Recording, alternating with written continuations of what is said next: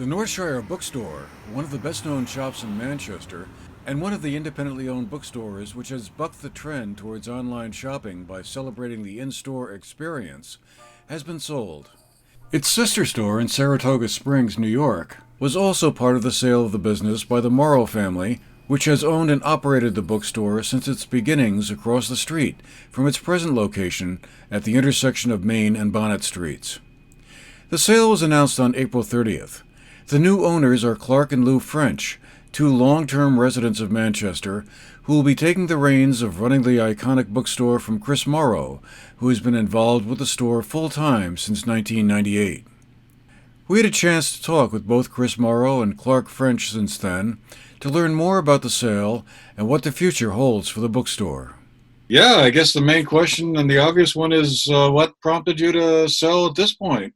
Yeah, I've been thinking about it for 2 or 3 years. It's just it's been time for a change. Is the short version. It's can be a stressful job, and the book business has its own joys and difficulties, and I just thought, both personally and for the future of the bookstore, that it was time to get in some fresh blood and a new eye on what operations, and some new energy and some new resources to invest in the future of the bookstore. Both. I had started the process before COVID, not long before COVID, but just in terms of putting the financials together and interviewing some business brokers and things like that, just exploring options, and having a few conversations. But I was kind of burnt out coming into COVID and worked harder during the last year plus of COVID than I have my whole life, between all the changes we had to make, and the curbside deliveries, and the operational changes around the internet, and just trying to manage people's well-being, as well as my own, and in two locations, two different states with different rules at different times, and so there was, my experience with COVID was not one of isolation and binge watching Netflix. It was quite a hectic, stressful year. So that just reinforced the notion that I was ready to move on to something else. Clark French has been involved in the business and arts scene in Manchester for several years. There were no plans to make any sudden dramatic changes to the bookstore, he told us. I think it's one of those things where owning a bookstore, if you're a book lover like my wife and I are, it's one of those aspirational dreams that you don't think will ever really come true. And of course, we've been in the community for over 20 years, and we've been longtime admirers and customers of both the Northshire Bookstore, and also over the years we got to know the Morrow family quite well. And it wasn't a situation where we woke up one day and said, gee, let's go buy the Northshire Bookstore, because that wasn't really, we didn't think that was ever really an option. But over the past year, starting about a year ago, we started kind of having these really organic conversations with the Morrows about what the next step for the Northshire Bookstore was.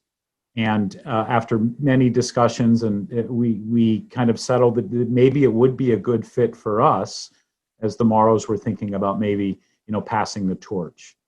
And my background, when I was early in my career, I actually was in the retail business, and I had a small chain of retail stores. And then in my 30s and 40s and 50s, I was predominantly a little more entrepreneurial, and I was in the real estate business. But throughout all of that, I have been both an avid reader and a really dedicated book collector. And I have a very large collection of signed first edition books. So going back to mostly modern 20th century lit, going back to the 1920s, I've got Hemingways and Faulkners and Tolkiens, and all the way up through, well, I guess literally yesterday was when I bought my most recent signed book. I mean, for 45 years, the Morrows have run this business and this community center as well as anyone can run it. And for us to come in and say, we think we can do it better is probably a bit arrogant. Importantly, I don't think we would have taken on this important project if it hadn't been for the fact that there are 50 plus or minus dedicated employees. And many of these employees, they haven't worked there for 5 years or 10 years, although some have. Many have been there for 20 years and even 30 years. And they're not just the best in Manchester or the best in Vermont or Saratoga or New York. These folks are the very best in the industry. And they're respected as such within the industry.